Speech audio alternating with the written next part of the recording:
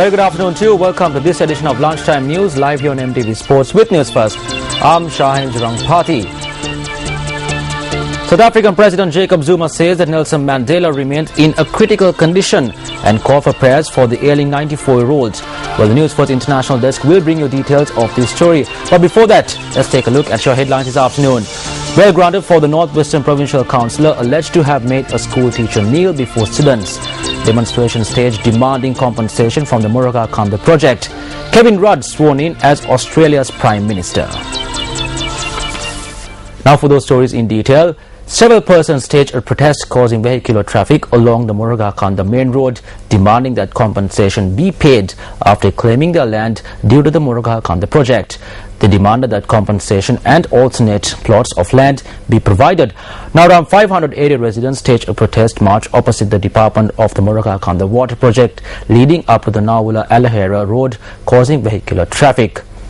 In the meantime, the 13th Amendment to the Constitution is a much talked about topic at present. Now the following views were expressed regarding the 13th Amendment to the Constitution at the Northwestern Provincial Council yesterday. Chairman of the Northwestern Provincial Council, R.D. Vimaladasa, presided the session.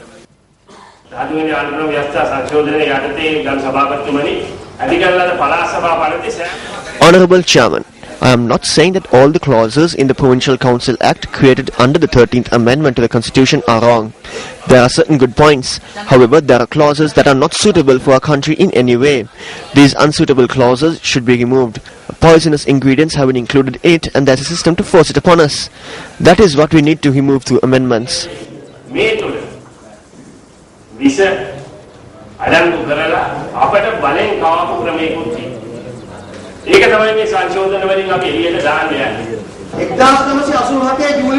Politics in Sri Lanka is heating up as it did in July 1987.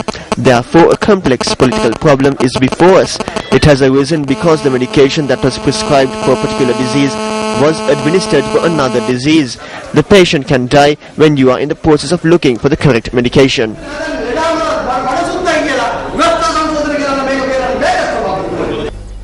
An intellectual discussion was held yesterday urging the participation of the public for the eradication of dengue. The 13th phase of the series of intellectual discussions organized by the J.R. Jawardena Centre was held yesterday under the patronage of Deputy Health Minister Lalit Dissanayaka.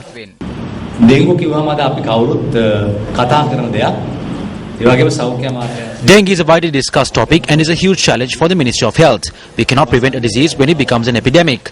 However, we should take the initiative. I'm saying this because there have been various allegations leveled against the Health Ministry. In 2005, we had allocated 10 million rupees. By 2010, it increased to 180 million rupees. And today, we have allocated a sum of 400 million rupees for this purpose.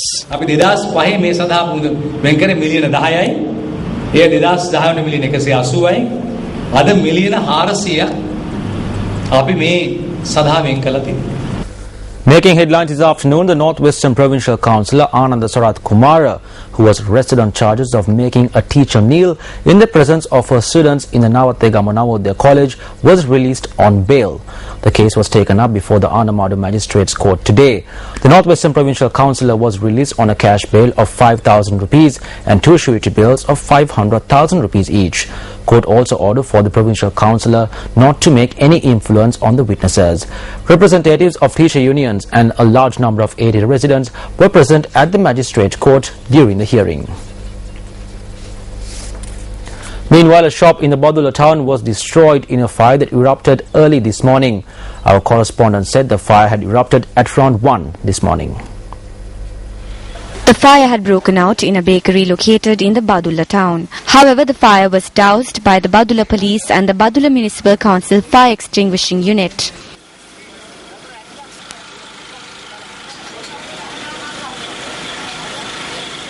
Meanwhile, a fire erupted in close proximity to the Halpe Mahameuna Sapur in Bandu Aravella at around 7 last night. According to our correspondent, members of the Forest Conservation Officer in Haputale and area residents took measures to contain the fire.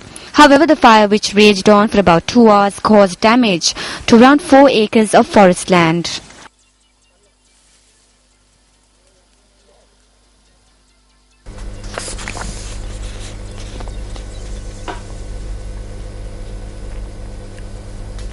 Now, still in local news, an individual was injured following a motor accident which took place opposite the Andurugala tea factory in Ingiria at around 2:30 this morning.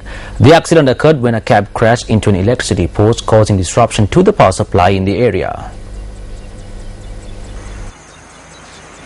The cab was en route to the Horana from Ratnapura when the accident had taken place. The injured individual was admitted to the Ingria hospital. Meanwhile, our correspondent said that power supply to the area has been restored.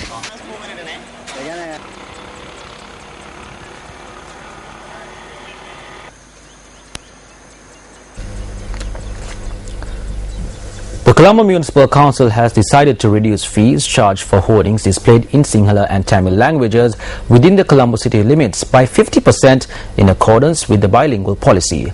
Urban Commissioner of the CMC, Badrani Jawardena, said that they hope to implement the revised rate by the 1st of January 2014.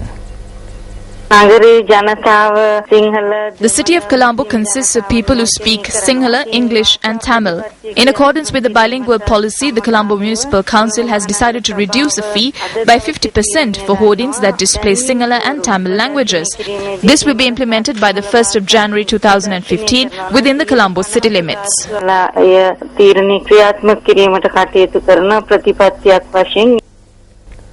A children's educational book titled Punchi Apata Suwen Inna Sinekama Adukaranna was launched yesterday. Now, the book, authorized by Sibyl Wettasinger, was launched by the Diabetes Association of Sri Lanka. Ms. Lanka Isanayaka from WHO. Diabetes is a pandemic which affected 366 million people worldwide and 2.1 million people in Sri Lanka. This pandemic is predicted to increase to 552 million by 2030.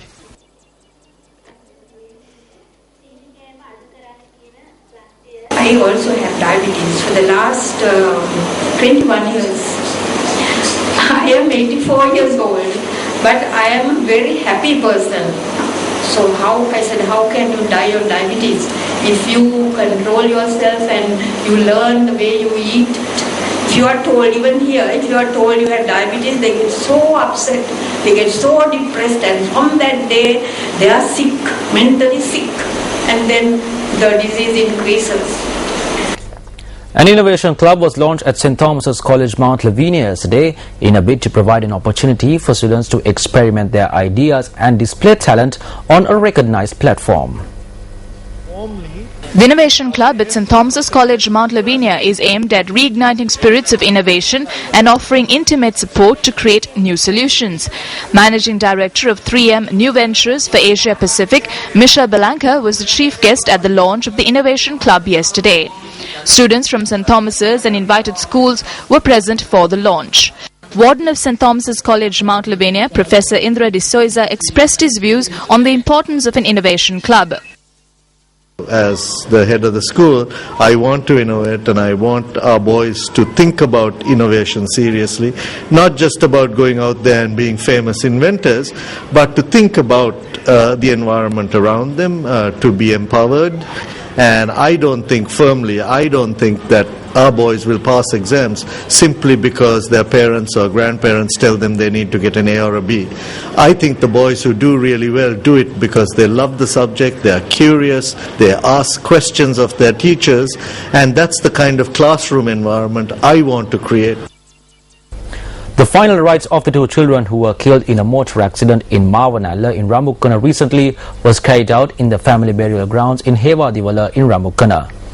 The accident occurred when a private bus ran over the children on the 23rd of this month. The deceased were 10-year-old Sasanka Mihiranga and his 2-year-old sister Malshan Netmini. Their mother was also injured in the accident.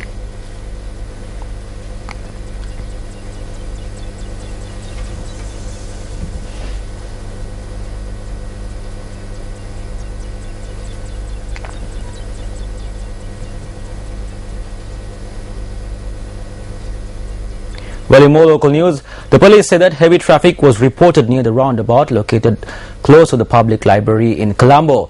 Now, the protest was organized by the Sri Lanka Agricultural Research and Production Assistance Union President The union president Navaratna Herat said that the protest was organized based on 10 different demands.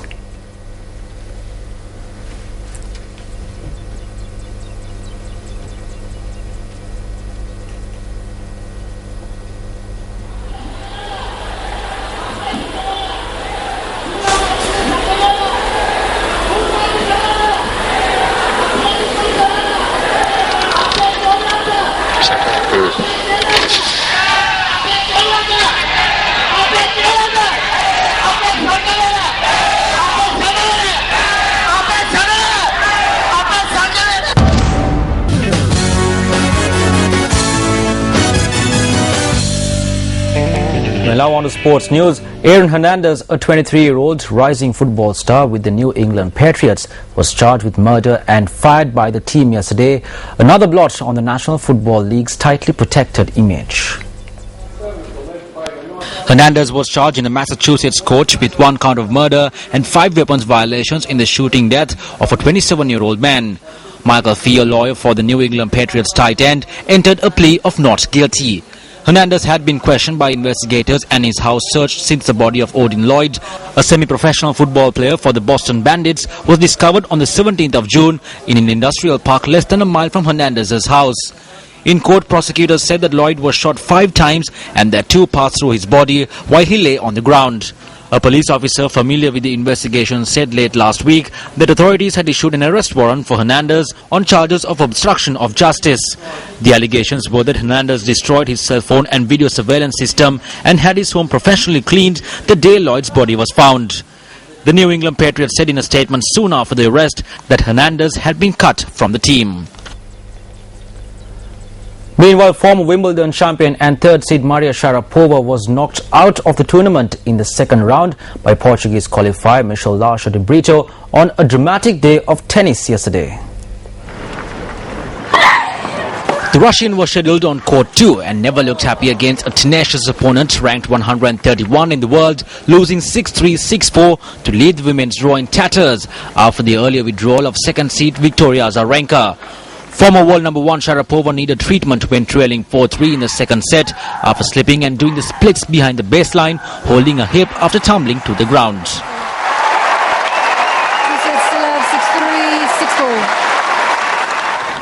Frenchman Jo-Wilfried Tsonga joined a long list of casualties when he retired injured while trailing Latvia's Ernest Gulbis in a second round match. Day 3 of the championships had already been blighted by a spate of injury withdrawals when 6th seed Tsonga threw in the towel just before the 4th set in a match he was losing 6-3, 3-6, 3-6. The victory hands Gulbis his first ever place in the 3rd round at Wimbledon. Caroline Wozniacki was the latest player left spread-eagled on the slippery All-England club turf as she limped out after a 6-2, 6-2 second round defeat by Czech Petra Chetkovska. Chetkovska finished off the match in 75 minutes. 6-2.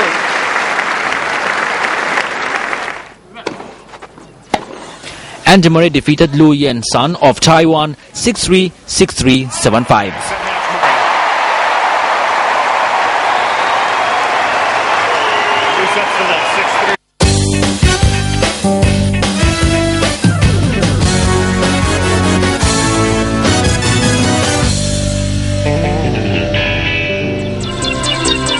And that wraps up today's edition of Lunchtime News. As always, it was a pleasure having you with us. For News First, I'm Shanji Rampati. Goodbye and take care.